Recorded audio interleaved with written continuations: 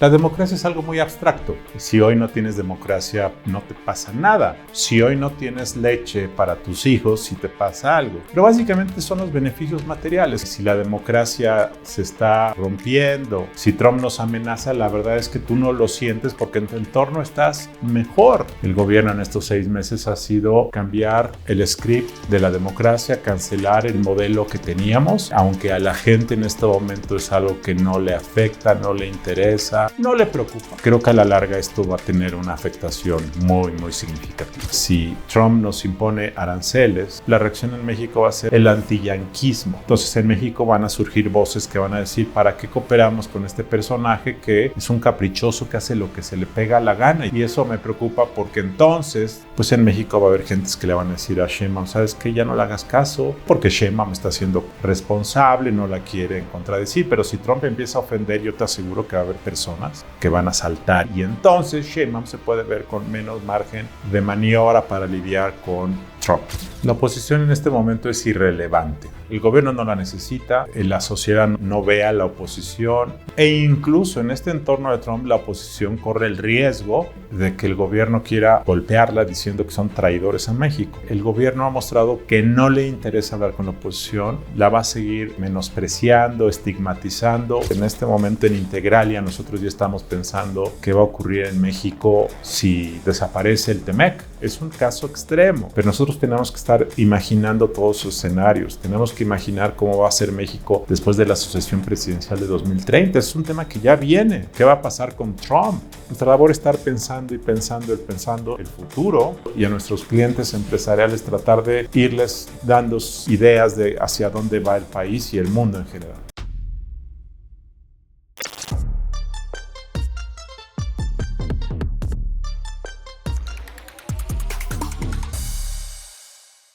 Luis Carlos Ugalde, bienvenido aquí a Político MX, un gustazo tenerte aquí, ¿cómo estás? Muy bien, gracias por invitarme. Oye, pues 15 años de Integralia, o sea, 15 años analizando el poder, metiendo la lupa en todos lados. Quisiera que comenzar esta entrevista con un balance de estos 15 años. Pues han sido 15 años, desde 2009, nada más para tener en mente. 2009 el mundo estaba en otra estación. En México estábamos, como dice López Obrador, en la cuna del neoliberalismo. Acaba de pasar una crisis financiera global en 2008 que fue un shock global. Pero digamos, las reglas del juego a nivel global seguían siendo las mismas. En México estábamos en un proceso de apertura económica. La transición llamada a la democracia estaba en marcha. Era un mundo con menos inestabilidad y menos incertidumbre. Y cuando Integralia nace, las empresas funcionaban en un modo automático.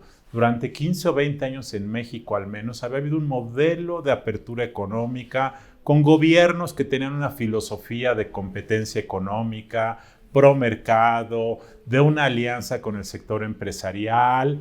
Creían en este modelo de democracia basada en la separación y división de poderes. De tal forma que las empresas no tenían mucho temor del entorno político.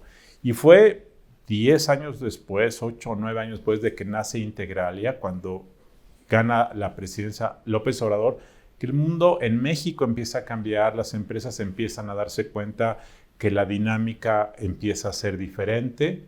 Y luego, bueno, Trump gana la presidencia 2 veces en este entorno, entonces el entorno de negocios en México ha cambiado. Y en Integralia, en estos 15 años, lo que hemos hecho es tratar de entender cómo ayudamos a empresas e inversionistas a navegar el mundo de la política, el mundo social. Las empresas en México y en el mundo siempre están enfrentadas a decisiones políticas, a problemas sociales, a inestabilidad, y tienen que saber cómo dar la vuelta, cómo girar, porque su propósito pues es generar empleo, ventas, generar negocio. Pero son entornos, como bien dices, complicados y aparte súper interesantes porque te toca Calderón, un pedazo de la presidencia de Calderón, te toca el regreso del PRI y ahora Morena. Entonces voy a empezar un poco fuerte con esto. ¿Con quién nos ha ido peor? Depende desde qué perspectiva. Yo te diría que de acuerdo a lo que dice la gente, no habíamos estado nunca mejor que ahora. si el indicador es la satisfacción individual de las personas, hoy los mexicanos están más contentos, más satisfechos, hay más confianza en el gobierno que en los últimos 30 años, de tal forma que si uno se guía por eso es eso. Ahora, a veces el paciente dice que está bien, pero adentro se le está gestando cáncer sin que se dé cuenta. O a veces tiene tanto dolor, le dan un analgésico y entonces se siente muy bien. Pero si eso es ahora, si uno se guía por el tema del crecimiento de la economía, pues con Peña Nieto y con Calderón, pues fue un mejor periodo en términos de crecimiento de la economía. Ahora, si uno se guía en términos del tema de seguridad, pues con Calderón estuvimos mal, con Peña Nieto estuvimos mal y con López Obrador estuvimos mal. Si uno se guía por el tema de democracia, yo creo que en este momento estamos pasando un mal momento porque básicamente lo que ha hecho el gobierno en estos 6 meses ha sido cambiar el script de la democracia, cancelar el modelo que teníamos y eso a mí, aunque a la gente en este momento es algo que no le afecta, no le interesa, no le preocupa, creo que a la larga esto va a tener una afectación muy, muy significativa. ¿Y tú por qué crees que ahorita a la gente no le está preocupando esto que me comentas? O sea, la democracia. La democracia es algo muy abstracto. Es una entelequia, es algo que no se siente, no se come. Si hoy no tienes democracia, no te pasa nada. Si hoy no tienes leche para tus hijos, sí te pasa algo. Si mañana no tienes para ir, para tomar transporte público, sí te pasa algo. Y entonces lo que ocurrió durante los años del gobierno de López Obrador fue que el gobierno incrementó significativamente el tema del dinero para la gente y esto les mejoró la vida de la noche a la mañana. 2, el salario mínimo aumentó 3 o 4 veces, pasamos de 80 pesos creo a 200 y tantos, o sea, fue un salto enorme. 3, además, el empleo creció. Y 4, que esto es como alimento para las personas emocional, hay una suerte de redignificación que sienten las personas de sí mismas porque López Obrador usó un discurso del pueblo y de reivindicar al pueblo.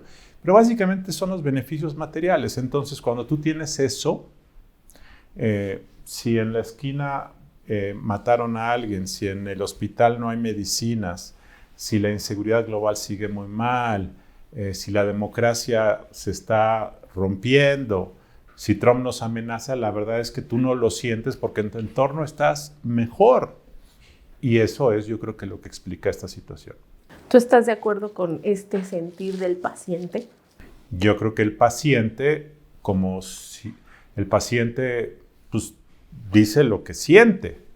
Ahora, yo creo que este paciente corre el riesgo de sofocarse porque bajo este modelo, si el paciente no se le da una mejor medicina, si no se le atiende mejor, dentro de algunos meses, años, en algún tiempo a lo mejor el oxígeno se le empieza a acabar. ¿Y a qué me refiero? A que este modelo de reparto de programas sociales no es sostenible, no es fondeable si no hay crecimiento de la economía. Y el gran problema es que ese crecimiento de la economía está en riesgo en este momento. Está en riesgo por muchas razones, pero no es porque las empresas no quieren invertir, porque ven muchos problemas, porque la democracia se está erosionando, porque la reforma judicial te genera temor de cómo vas a defenderte si el gobierno te expropia, porque Trump te está amenazando. Entonces, en un entorno así, si la economía no crece, entonces mañana pues ya no va a haber dinero. Y entonces la economía que se ha mantenido estable se puede empezar a resquebrajar y entonces en ese momento el paciente que tiene analgésico se le va a acabar el analgésico y entonces se le va a brotar el dolor y ya no va a estar muy contento. Y justo ahorita déjame regresar un poquito que hablas de estos riesgos. Hace poco presentaron los riesgos ante Trump y yo sé que ha pasado muy poco tiempo, pero han pasado muchas cosas en este corto tiempo. ¿Sigues con este mismo diagnóstico? Incluso ahora que ya hubo esta contestación de aranceles pausados y todo, ¿seguimos en ese riesgo? Mira, este reporte de 10 riesgos políticos que Integrala presenta cada año y el de 2025, como dices, lo presentamos hace 6 semanas. yo creo que desafortunadamente mucho de lo que decimos ahí está ocurriendo. Es cierto que México compró tiempo y que se cumple en unos días el mes de que Trump va a decidir si nos sigue o no nos sigue imponiendo esta amenaza. Pero yo creo que, digo, no sé qué va a pasar la próxima semana, pero si uno escucha a Peter Navarro, el asesor comercial más influyente de Trump, pues lo que uno concluye es que sí van a imponer los aranceles. A lo mejor en las negociaciones del equipo de Trump nos salvamos, pero esa amenaza ahí va a estar. Ojalá no se materialice la próxima semana, no sabemos. Pero tú ves lo que está haciendo Trump en Europa, tú ves lo que está haciendo en Ucrania, tú ves lo que lo que está haciendo con Canadá. En fin, esto es muy complicado. Entonces, yo pienso que la amenaza va a estar ahí y que en cualquier momento pueden oprimir el botón y a México le va a hacer mucho daño. Y muchas veces en la administración pasada de Trump lo minimizaron. O sea, incluso, ¿cómo ves ahorita la reacción de la presidenta Sheinbaum? Yo creo que ha sido cautelosa, yo creo que ha sido ecuánime, yo creo que ha sido inteligente en ir maniobrando, pero a mí me da temor de que si la siguiente semana, por ejemplo, Trump nos impone aranceles, la reacción en México va a ser, oye, mandamos gente a la frontera, estamos cooperando, estamos haciendo la labor en materia de combatir a los delincuentes, y aún así me castigas. Entonces en México van a surgir voces que van a decir, ¿para qué cooperamos con este personaje que es un caprichoso que hace lo que se le pega la gana? Y tienen razón. Y eso me preocupa porque entonces, no estoy hablando de pronto, pero en algún momento en el futuro, si Trump sigue con esta política, pues en México va a haber gentes que le van a decir a Sheinbaum, ¿sabes qué? Ya no le hagas caso, vale más la soberanía que el tratado comercial, vale más la soberanía que el beneficio económico, y ahí me preocupa mucho porque el radicalismo en México puede surgir, el antiyanquismo, y eso me parece que es un riesgo. Me gustaría profundizar más en eso. O sea, ¿sí crees que realmente eventualmente existe esta polarización y este nacionalismo exacerbado? Lo hemos visto en otros países. O sea, este tipo de pensamiento empieza a cobrar fuerza. Yo creo que ese sentimiento anti-yanqui ha estado históricamente ahí en la sociedad. Es cierto que hoy los mexicanos quieren estar cerca de Estados Unidos porque saben los beneficios que tenemos, porque muchos han vivido en Estados Unidos, porque muchísimas familias se benefician de las remesas. Yo creo que hay un sentimiento de que nos conviene, pero también percibo, huelo, que ahí en el corazón, digamos, de lo que se llama el núcleo ideológico del obradorismo, hay una corriente que dice la soberanía es más importante, y hay personajes, cuando tú lees el periódico La Jornada o lees algunos de los opinadores o ves algunos blogs, te das cuenta de que ese sentimiento está ahí agazapado. ¿Por qué? Porque Sheinbaum está siendo responsable, no la quieren contradecir, pero si Trump empieza a ofender, yo te aseguro que va a haber personas que van a saltar y van a empezar a decir, y entonces Sheinbaum se puede ver con menos margen de maniobra para lidiar con Trump. Y, o sea, por ejemplo, el papel de la oposición. O sea, ahorita hay estos riesgos, también hay riesgos, o sea, la reforma judicial ya es un hecho. ¿Cómo ves a la oposición? O sea, ¿le alcanza a la oposición para atajar esto? La oposición en este momento es irrelevante. Y ese es un tema pues, muy complicado porque no la necesitan, el gobierno no la necesita, la sociedad no ve a la oposición, no tienen un relato, de tal forma que es irrelevante. E incluso en este entorno de Trump, la oposición corre el riesgo de que el gobierno quiera golpearla diciendo que son traidores a México. Esta cuestión ya está ahí en el aire, entonces si la oposición dice que cualquier cosa el gobierno va a aprovechar para decir están del lado de Trump, y eso es muy peligroso. Entonces la oposición está en una situación muy delicada en este debate porque el gobierno ha mostrado que no le interesa hablar con la oposición, que la va a seguir menospreciando, estigmatizando. Entonces es un momento difícil y complicado. Y estos nuevos partidos, o sea, hay gente que incluso pues, de derecha que intenta hacer nuevos partidos, ¿Qué nos espera nosotros como ciudadanos ante este panorama? O sea, por un lado dices la oposición de plano no, y ya entonces los nuevos partidos. Antes de hablar de los nuevos partidos, más que allá que los partidos, lo que se necesita es un relato alternativo. Un relato alternativo es que haya una idea política de por qué puede haber un mejor México que el que tenemos. Para estos millones de personas que están contentas, el 60% de los mexicanos, la pregunta es por qué tendrían que cambiar de restaurante si en el que estoy la comida es gratis, salvo que haya otro relato que diga vas a tener comida gratis, el restaurante va a estar muy bonito y además el baño va a estar limpio y además te voy a dar medicinas si la comida te hace daño y además ese relato alternativo no existe. Mientras ese relato alternativo no exista de por qué hay un mundo mejor, un México mejor, no hay manera de que la oposición gane. Y mientras no haya, además, un vocera de ese relato, tampoco hay manera. Tiene que ir el relato y la persona que encabeza eso. En este momento no hay nada de los dos. No hay. Digo, veo algunas personas en la oposición que pueden tener la fortaleza, el atractivo, el empuje, la historia personal, pero no hay relato, no veo nada. Entonces, mientras eso ocurra, pues el gobierno tiene el mejor relato y tiene el dinero además, ¿no? Pero ahorita que dices que es algunos personajes que podrían ser, ¿quiénes serían en tu perspectiva? Algunos personajes que podrían tener la fuerza o el relato o la biografía. Está el ex candidato del PAN, Ricardo Anaya, que pues está ahí dando la batalla, creo que tiene un discurso articulado. Hay otro panista, Damián Cepeda, que es una persona que tiene mucho empuje, tiene un discurso empático, articulado, fácil de digerir. Está la senadora Telles, que también tiene una biografía, es muy combativa, pero tiene ahí un punto. Entonces, esas tres personas ahorita que me preguntas así a bote pronto, siento que ahí hay tres personas. Está el senador Colosio, que tiene, digamos, probablemente por el apellido, una biografía y un atractivo y una forma de ver el mundo. Ahí hay cuatro, no sé.